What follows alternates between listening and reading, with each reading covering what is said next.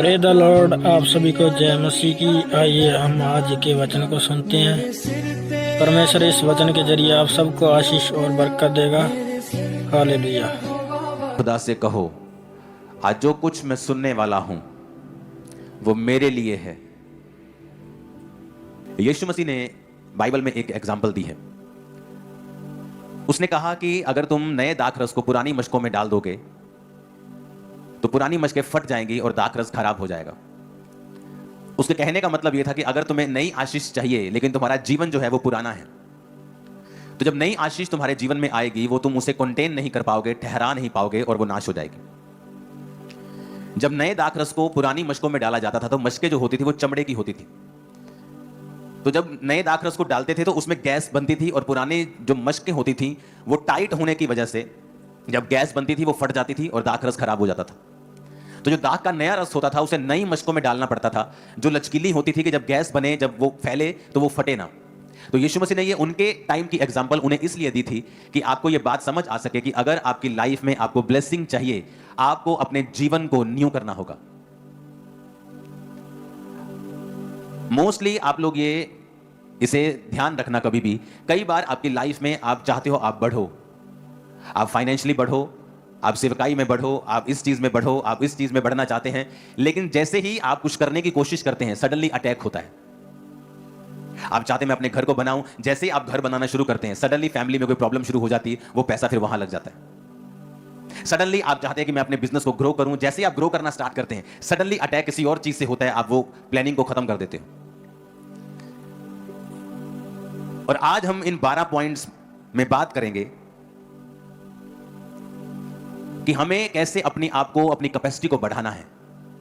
अगर मेरे सामने 1 लीटर का गिलास पड़ा है लेकिन मैं ये चाहता हूं कि मेरे पास 5 लीटर हो, तो मैं जितना मर्जी ताकत लगा लूं, जितना मर्जी जोर लगा लूं, मैं उस 5 लीटर को कभी भी 1 लीटर के गिलास में फिट नहीं कर पाऊंगा। जितना 1 लीटर से ज्यादा होगा वो बह जाएगा। अगर आपकी कैपेसिटी, अगर आपके अंदर जो कैपेसिटी है परमेश्वर की आशीषों की, अगर वो 1 लीटर की है, आप अगर कोशिश भी करेंगे 2 लीटर डालने की, बाकी सारा वेस्ट हो जाएगा, अंदर वही रहेगा जो 1 लीटर का है।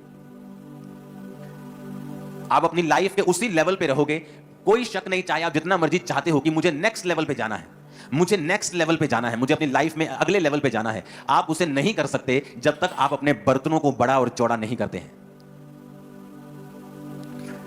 इसका मतलब अगर आप परमेश्वर की ब्लेसिंग को चाहते हैं, आपको इनसाइडली काम करना पड़ेगा, अपने ऊपर काम करना पड़ेगा। आपको यह काम करना पड़ेगा कि आपकी जो कैपेसिटी है परमेश्वर से रिसीव करने की वो बढ़े, आपके जो बर्तन हैं परमेश्वर उन्हें बड़ा और चौड़ा करे, ताकि परमेश्वर जब आशीषों को उंडेले या आप जब उसके लिए मेहनत करें तो आपकी मेहनत जो है वो कभी व्यर्थ ना जाए।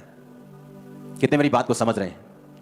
मैंने हजारों लोगों को बोलते हुए सुना है कि जैसे ही हम अपना मकान बनाने की कोशिश करते हैं सडनली हमारे जीवन में कुछ अटैक हो जाता है, फैमिली मेंबर बीमार हो जाता है, उसके ऑपरेशन पे खर्चा करना पड़ जाता है। जैसे ही मैं चाहता हूं कि चर्च बढ़े, जैसे ही मैं चाहता हूं हम ग्रो करें, सडनली कुछ ना कुछ हो जाता है।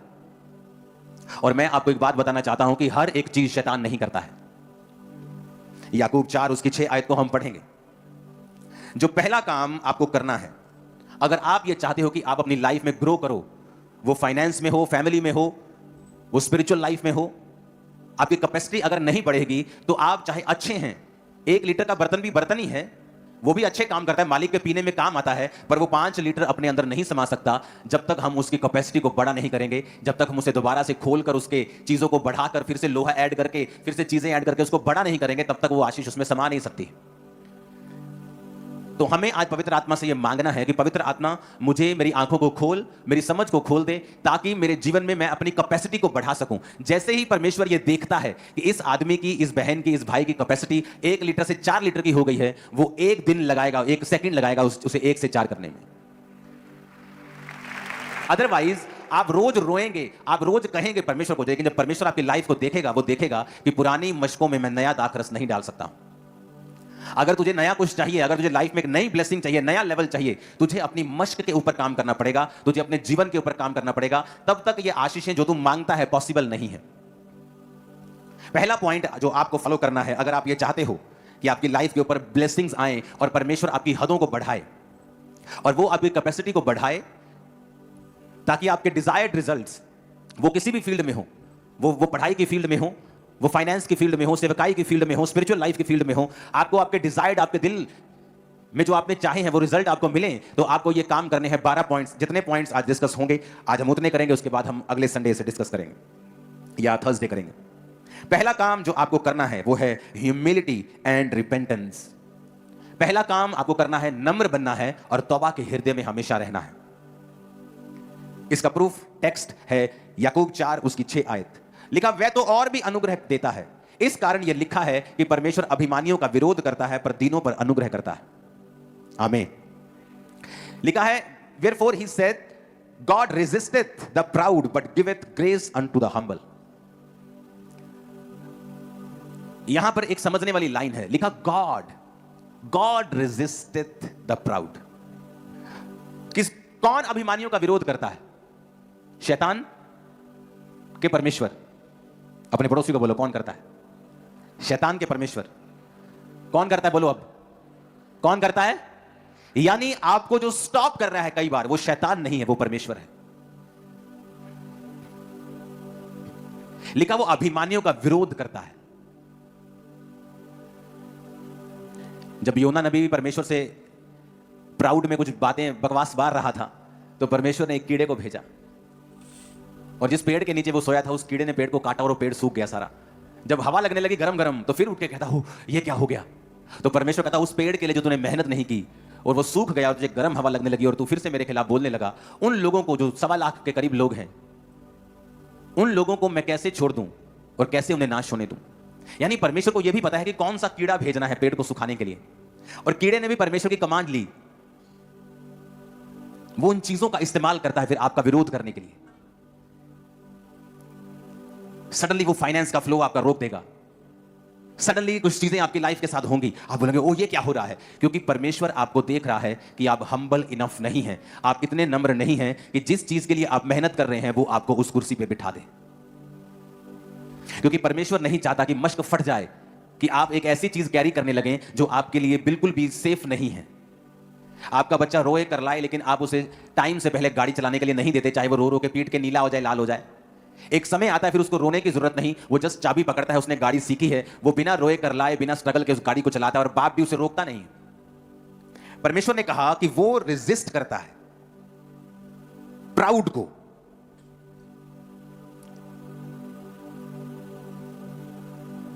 कि नहीं माफ करना अपनी दरानी नु, जाओ इन्हें मेरे खिलाफ आ गल की थी। पैसे का प्राउड, घमंड, ज्ञान का, सामर्थ्य का, पोजीशंस का। जब आप ऐसी चीजें करें तो लिखा परमेश्वर आपका सामना करेगा। शैतान आपका नहीं करेगा, परमेश्वर सामना करेगा। पहला काम जो आपकी कैपेसिटी बढ़ाता है और आपको दुनिया से अलग करता है, चीजें दुनिया बुजुर्गी में नहीं पा सकती, आप जवानी में से परमेश्वर से। क्यों? परमेश्वर उम्र नहीं देखता, वो आपके अंदर की इनर मैन की उम्र देखता है। हो सकता है हमारे बीच में कोई 18 साल का लड़का बैठा हो और वह यहां बैठे 65 साल के व्यक्ति से ज्यादा आत्मा में बुजुर्ग हो, और यहां बैठा 80 साल का व्यक्ति आत्मा में बच्चा हो, यह भी हो सकता है। तो उम्र डिसाइड नहीं करती है कि आप आत्मा में कितने अच्छे हैं। आप वो सारी चीजें ले सकते हैं जो लोग बुजुर्गी में जाके भी उनको मिलती नहीं, आप उन्हें जवानी में हासिल कर सकते हैं। लेकिन आपको अपनी कैपेसिटी को बढ़ाना होगा, और आपको वो कैपेसिटी बढ़ाने के लिए आपको बाइबल के प्रिंसिपल्स, बाइबल के वचन जो परमेश्वर ने हमें हमारी ग्रोथ के लिए दिए हैं, हमें उन पर ध्यान लगाना होगा। अपने पड़ोसी को बोलो कि परमेश्वर अभिमानियों का सामना करता है। फिर से बोलो अपने पड़ोसी को, लेकिन दीनों के ऊपर अनुग्रह करता है। फिर से बोलो, दीनों के ऊपर अनुग्रह करता है। आमीन। अभिमानियों का क्या करता है? वो सामना करता है। और दीनों के ऊपर क्या करता है? अनुग्रह करता है, माफ कर देना। मोस्टली हमारी बहनें जो हैं वो अपने, क्योंकि उन्होंने ज्यादा रिश्तेदारों के नजदीक रहना होता है, परिवार ज्यादा, आदमी तो काम पे चले जाते हैं, इन चीजों से हमारी बहनें जो हैं वो ज्यादा ग्रसित रहती हैं। किसी ने कुछ बोल दिया, किसी ने कुछ गलत कहा, किसी ने कुछ ऐसा गलत काम किया आपके खिलाफ, आप उनको माफ नहीं कर पाते हैं। या किसी भी चीज के लिए अपने अंदर एरोगेंस रखनी, अपने अंदर घमंड रखना। लिखा फिर अगर हमारे अंदर घमंड होगा तो हमारा सामना शैतान नहीं, हमारा सामना परमेश्वर करेगा, और वो मेक श्योर करेगा कि हम अगले लेवल पर कभी ना जाएं जब हमारी कैपेसिटी को हम इंक्रीज नहीं करते हैं। आप बर्तन अपना 4 लीटर का कर लो, मैं आपको बताता हूं, पर आपको रोने की जरूरत नहीं पड़ेगी, प्रभु के सामने वो उसमें 4 लीटर भर देगा। आपका बर्तन 1 लीटर का है, आप 10 रोजे रख के रोज रोवो, परमेश्वर आपको गाइड करेगा कैसे उसको 4 लीटर का करना है, तभी मैं उसको भर पाऊंगा। लेकिन 1 लीटर में 4 लीटर वो नहीं भरेगा। वो अपनी आशीष को वेस्ट नहीं करना चाहता। उसने कहा मैं नया दाखरस पुरानी मशकों में नहीं दूंगा, क्योंकि पुरानी मशकों में डालते ही जब वो किण्वित होंगी, जब वो गैस छोड़ेगी, पुरानी मशकें टाइट होंगी और वो फट जाएंगी और दाखरस भी खराब हो जाएगा और पुरानी मशकें भी खराब हो जाएंगी। अपने पड़ोसी को बोलो दीन बन। अपने माता पिता के सामने, अपने अगुओं के सामने, वॉलंटियर्स के सामने, एक दूसरे के सामने दीन बन। ना तो अपने पैसों का, ना पोजीशंस का, ना सुंदरता का, ना पढ़ाई का, ना काबिलियत का, ना सामर्थ का घमंड कर, क्योंकि वो घमंडियों का सामना करता है। आमीन। क्योंकि सामना करने वाला तो परमेश्वर है, तो हमें उस परमेश्वर के हाथ से फिर कौन छुड़ाएगा। अगर तो सामना करने वाला शैतान हो तो हम उसका सामना करेंगे, तो बाइबल कहती है जब तू शैतान का सामना करेगा वो तेरे सामने से भाग जाएगा। लेकिन अगर सामना करने वाला ही परमेश्वर हो, ऐसे पाप जो हमने कन्फेस नहीं किए घमंड को दर्शाता है। अपने नीचे काम करने वालों को आप तंग करो, यह घमंड को दर्शाता है। जहां पर आपकी पावर है आप उसका मिस यूज करो, यह घमंड को दर्शाता है। और वचन कहता है जहां घमंड होगा वहां परमेश्वर खड़ा हो जाएगा। जब आदमी घमंड करता है वो मैं का इस्तेमाल करता है। मैं, मेरा, मेरे सामने तू ऐ कीता, तेरी हिम्मत कितना हुई मैनू कहण दी। जब आप मैं करते हैं, मैं, तो परमेश्वर ने वचन में लिखा है जब उसने अपने दास को भेजा और उसने कहा तेरा नाम क्या है, परमेश्वर ने कहा मैं जो हूं सो हूं। यानी जब एक आदमी मैं करता है कि मैं, मेरा, उस समय परमेश्वर ऐसा सोचता है कि ये मेरा नाम क्यों ले रहा है, ये अपना नाम मेरे नाम पे क्यों रख रहा है, क्योंकि ये मेरा नाम है, मैं जो हूं सो हूं। जब आदमी करेगा मैं, तो परमेश्वर वहां खड़ा हो जाता है, क्योंकि वो अपने आप को फिर डिफेंड करता है वहां कि तू मेरी जगह कैसे ले सकता है, क्योंकि मैं जो हूं सो हूं। ये सिर्फ कहने वाला परमेश्वर है और कोई नहीं। जब इंसान परमेश्वर की जगह को लेने की कोशिश करता है, जिस तरह शैतान कहता था कि मैं परमेश्वर के जैसा ही, परमेश्वर से बड़ा एक सिंहासन बनाऊंगा, तभी वो गिरा। जब भी आप मैं करेंगे, मैं, मेरा, तेरी ऐसी थी तैसी, तो बाइबल कहती है शैतान नहीं, परमेश्वर आपका सामना करेगा। वो आपके सामने खड़ा होगा, आपको तकलीफ देगा, आपको बांधेगा, आपको लिमिटेड करेगा, क्योंकि शैतान नहीं, परमेश्वर आपके खिलाफ खड़ा हुआ है। मेक श्योर जब आप चर्च में आए एक दूसरे को ग्रीट करें, वॉलंटियर्स को ग्रीट करें, वॉलंटियर्स आपको ग्रीट करें, हाथ जोड़कर आपकी वो वेलकम करें, आप भी हाथ जोड़कर उनके वेलकम को स्वीकार करें। अपनी फैमिली में, अपने मोहल्ले में, अपने नगर में मेक श्योर आप ऐसे काम करें जिससे आप हम्बल बने रहें। कितनी इन बातों को समझ रहे हैं?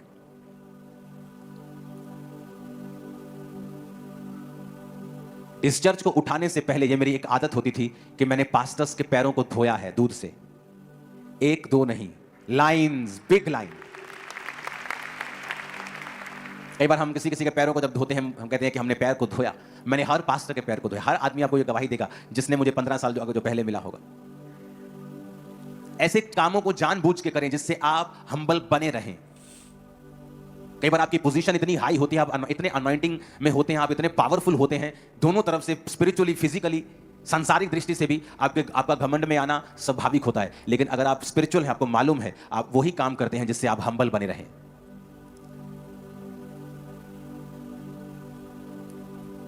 चर्च के बाद जैसे मैं जूतियों की सेवा करने के लिए जाता था हमेशा। अब चर्च में अंदर एक जो जूता घर बन रहा है वहां मैं फिर सेवा करूंगा, क्योंकि वो कंट्रोल्ड है, वहां पे 4 दीवारी है। अब तो मैं करूंगा तो लोग वहां पे डिलीवरेंस के लिए आ जाएंगे, मुझे छोड़ेंगे नहीं। तो अब जब अंदर जूता घर बन रहा है, वो कंट्रोल्ड इन्वायरमेंट में, फिर आपको मैं जूते की सेवा करता हुआ नजर आऊंगा। रीजन, मैं अपने आप को हम्बल रखना चाहता हूं ताकि मैं आगे बढ़ूं। तो ऐसी चीजें, बाथरूम साफ करने के लिए चर्च में आना, सफाई करना, क्लीन करना, ये ऐसे काम क्यों? ताकि हम हम्बल बने रहें। क्योंकि अगर हम हम्बल नहीं हैं तो परमेश्वर हमारा सामना करता है, शैतान नहीं। शैतान सामना करे आप जीत जाओगे, लेकिन अगर परमेश्वर आपका सामना करे, आपको वेट करना पड़ेगा, आपको सफर करना पड़ेगा। आप कुछ नहीं कर सकते, आप कुछ नहीं कह सकते, आप भला बुरा कुछ नहीं बोल सकते, आपको साइलेंट रहना पड़ेगा, आपको वो सारा कोर्स लेना पड़ेगा, एक एक चीज आपको सहनी पड़ेगी। आप कुछ नहीं कर सकते, बोल के आप बिगाड़ सकते हो, परमेश्वर के खिलाफ सुधार नहीं सकते। तो परमेश्वर प्राउड लोगों का सामना करता है। मैं सामना कर, तूने कैसे कहा मैं, मेरा नाम है मैं जो हूं सो। वो सॉन्ग है ना, मैं जो हूं सो हूं, मेरा नाम है मैं जो हूं सो, मेरा नाम है। किसका नाम है मैं जो हूं सो हूं? परमेश्वर का। कहता मेरा नाम है, मैं जो हूं सो हूं। अपनी लाइफ में किसी चीज का घमंड मत करना, क्योंकि 6 महीने में परमेश्वर सारी सिचुएशन चेंज कर देता है। हालेलुया। अपने हृदय को रिपेंटेंस मोड के ऊपर रखना, तौबा का हृदय रखना हर टाइम। यह भी दिखाता है कि आप हम्बल हैं। तो पहला पॉइंट आपने नोट किया। अब दूसरा पॉइंट, फेलोशिप करना और दूसरों की सेवा करना, खासकर उनकी जो मसीह के देह के अंग हैं। इब्रानियों 10 उसकी 24-25, प्रेम भले कामों में उकसाने के लिए हम एक दूसरे की चिंता किया करें। आगे पढ़ेंगे इसकी आयत को, अगर है आपके पास तो इसकी 25 आयत को भी निकालेंगे। भजन इब्रानियों 10 उसकी 24 आयत को हम फिर से पढ़ेंगे। और प्रेम और भले कामों में उकसाने के लिए हम एक दूसरे की चिंता किया करें। क्या कहता प्रेम के लिए और भले कामों के लिए उकसाने में। 25 आयत में लिखा, फिर एक दूसरे के साथ इकट्ठा होना ना छोड़ें, जैसे कि कितनों की रीति है, परंतु एक दूसरे को समझाते रहें। ज्यों-ज्यों उस दिन को निकट आता देखें, त्यों-त्यों और भी अधिक ये किया करें। क्योंकि सच्चाई की पहचान प्राप्त करने के बाद यदि हम जानबूझकर पाप करते रहें तो पापों के लिए फिर कोई बलिदान बाकी नहीं है। अपनी कैपेसिटी को अगर आप चाहते हो बढ़ाना, और मेरी बात ध्यान से सुनना, जिस दिन आपके बर्तन की, आपके जीवन की कैपेसिटी बढ़ गई, आपको मांगने की जरूरत नहीं होगी, ऑटोमेटिकली आप नेक्स्ट लेवल पे होंगे। नेक्स्ट लेवल, और वो नेक्स्ट लेवल मार्वलस है, वो ग्लोरियस है, वो आपकी लाइफ में नई ब्लेसिंग को लेके आएगा, आपकी लाइफ में नई सेटिस्फैक्शन को लेके आएगा, वो नई टेस्टिमनी को लेके आएगा। तो उसको लाने के लिए जो पहला पॉइंट आपने पढ़ा, उसके बाद दूसरा पॉइंट अब मैं पढ़ रहा हूं कि फेलोशिप करना यानी संगति करना। आप इंटरनेट के ऊपर संगति नहीं कर सकते। इंटरनेट पे संगति उन लोगों के लिए है जो नए हैं, जो एकदम से चर्च में नहीं आ सकते, अन्य जाति परिवारों से हैं। लेकिन आपके लिए परमेश्वर ने हुक्म दिया है, जो लोग मसीह में हैं, ये अगर तुम अपनी कैपेसिटी को बढ़ाना चाहते हो, then fellowship with each other and serve each other, कि एक दूसरे के साथ संगति करना। जैसे कि लिखा, कितनों की रीति है। क्या रीति है? कि जब लोग शनिवार के दिन इकट्ठा होते थे, सब्त के दिन, लेकिन यीशु मसीह के जी उठने के बाद संडे के दिन, फिर वो संडे के संडे इकट्ठा होते थे। तो पौलुस कहता था कि इकट्ठे होना जैसा कि हमारी रीति है, तुम किसी भी रीति से उसको ना छोड़ो, क्योंकि जब भी शैतान आपको पहली ग्रेस से गिराना चाहता है, वो ये चाहता है कि तुम्हारी कैपेसिटी कभी ना बढ़े, तुम एक जगह पे स्टक हो जाओ, तुम्हारा पानी 1 लीटर हो, फिर 1 लीटर को कैसे मैं कम करूं, वो इस चीज पे प्लान करता है। तो सबसे पहले वो तुम्हारी संगति को अटैक करता है। वो किसी भी तरह से करे, वो तुम्हें काम देना पड़े, तुम्हें ठोकर देनी पड़े, तुम्हें दुख देना पड़े, तुम्हें सुख देना पड़े, वो कुछ भी करके तुम्हारी संगति को इफेक्ट करता है। क्योंकि एक बार जब संगति इफेक्ट हो गई, तुमने परमेश्वर के उस वचन को ब्रेक किया, अब तुम उस कैपेसिटी में नहीं बढ़ सकते जो प्रभु चाहता है तुम बढ़ो। तो उसने कहा कि तुम प्रेम में और भले कामों में उकसाने के लिए एक दूसरे की चिंता किया करो। हम में से कितने लोग हैं जिसने कुछ भला करने के लिए एक दूसरे को उकसाया हो? हाँ, हमने पाप करने के लिए उकसाया जरूर होगा कि चला चलिए यार, कुछ नहीं होता, कुछ नहीं होता यार। तो वचन जब टूटेगा तो कर्स लाइफ पे होगा और उसे कोई रोक नहीं सकता है। मेरे टाइम में यूथ मेरे साथ होता था, यही वचन सुनता था, इधर से सुनता था, इधर से निकालता था, और चर्च खत्म होने के बाद वही करता था जो उसके शरीर को अच्छा लगता था। आज आप उनकी जिंदगियां देखो, 15-20 साल बाद वो वही के वही हैं। और जो लोग आत्मिक थे, जो लोग स्पिरिचुअल थे, उन्हें टाइम लगा 10 साल, 12 साल, किसी को 7 साल, लेकिन वो कहीं अधिक ऊंचे लेवल पे हैं आज हर तरफ से। परमेश्वर ने क्या कहा कि एक दूसरे को सर्व करना है।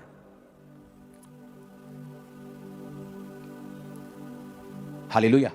आप जानते हैं, आप में से बहुत से लोगों के, यूथ के लोगों के मन में ये इच्छा है, अगर पास्टर जी कहेंगे, अगर पापा कहेंगे मैं चर्च में सेवा करूं तो मैं करूंगा। ये एक रॉन्ग एग्जाम्पल है। वचन कहता है सर्व ईच अदर, सर्व गॉड। आपको मेरी कॉलिंग की जरूरत नहीं है कि मैं आपको बोलूं कि भाई आप चर्च में सेवा किया करो। आप अकाउंटेंट हैं, आप चर्च में कुछ काम करो। आप वीडियोग्राफी करते हैं, आप चर्च के लिए काम करो। आप कैमरा चलाते हैं, आप चर्च के लिए चलाओ। मुझे कहने की जरूरत नहीं होनी चाहिए। अगर आपको आपकी कैपेसिटी बढ़ानी है, मेक श्योर आप चर्च के कामों में जुड़े हुए हों सारे। आपकी जो भी पोजीशन है, आप फाइनेंशियली ब्लेस्ड हैं, मेक श्योर आप अपने टाइथ, अपने हदियों, अपनी ऑफरिंग से चर्च के कामों में सहयोग करो। आप गिफ्टेड हैं, मेक श्योर आपका वो वरदान परमेश्वर के और परमेश्वर के लोगों के काम आए। अपने पड़ोसी को बोलो, तेरे हर वरदान परमेश्वर के लिए काम आए। आमीन। अगर हम सर्व करेंगे परमेश्वर को, सर्व करेंगे लोगों को, एक दूसरे को फेलोशिप करेंगे, तो वचन कहता है कि हमारी कैपेसिटी को परमेश्वर बढ़ाएगा। और यह प्रैक्टिकल होता है। मैं कई बार जब लोगों से मिलता हूं, सडनली मेरी जिंदगी में काम होता है, सडनली मेरी लाइफ में काम होता है, मुझे मालूम था ओके मुझे अब ये करना है, मुझे इस तरफ से परमेश्वर ने मुझे अब ये एक तरह का साइन दिया है कि मुझे ये हिस्से को और मजबूत करना है। जब आप फेलोशिप करते हैं, परमेश्वर की ग्रेस आपके ऊपर आती है और वो आपकी कैपेसिटी को बढ़ाता है। ऊंची आवाज में कहो आमीन। अपने पड़ोसी को बोलो फेलोशिप करो, संगति करो, सर्व करो एक दूसरे को। आमीन। ऊंची आवाज में, ऊंची आवाज में। तीसरा पॉइंट है भलापन और उदारपन। अपने पड़ोसी को बोलो भलापन और उदारपन। आमीन। आप अपनी जिंदगी के रिसोर्सेस कैसे इस्तेमाल करते हैं? आप अपनी जिंदगी के रिसोर्सेस कैसे यूज करते हैं, यह डायरेक्टली इफेक्ट डालता है कि आपकी स्पिरिचुअल कैपेसिटी परमेश्वर कितनी बढ़ाएगा। आपके फिजिकल रिसोर्स, वो पैसा हो सकता है, वरदान हो सकता है, पॉलिटिकल कोई पोजीशन हो सकती है। आप उन्हें परमेश्वर की महिमा के लिए कैसे इस्तेमाल करते हो, यह डायरेक्ट इफेक्ट डालता है कि परमेश्वर आपकी कैपेसिटी को कैसे बढ़ाएगा। परमेश्वर ने कहा मैं चीयरफुली, जो गिव करता है, आनंद से देता है, मैं उससे प्यार करता हूं। यह नहीं कि हाँ बीच का अनाउंसमेंट हुआ है, मेरा दिल नहीं कर रहा लेकिन मुझे देना पड़ेगा, अनाउंसमेंट हुआ है, कहता वो तेरा दिया हुआ कभी भी काम नहीं आएगा। गॉड लव्स ए चीयरफुल गिवर। जो प्रेम करता है, जो चीयरफुली, जो आनंद के साथ बोता है, परमेश्वर उस पर दया करता है, उसकी कैपेसिटी को बढ़ाता है। अपने पड़ोसी को बोलो परमेश्वर बढ़ाता है जो आनंद से देता है। आमीन। और अगर आपकी लाइफ में आप मटेरियलिस्टिक हैं,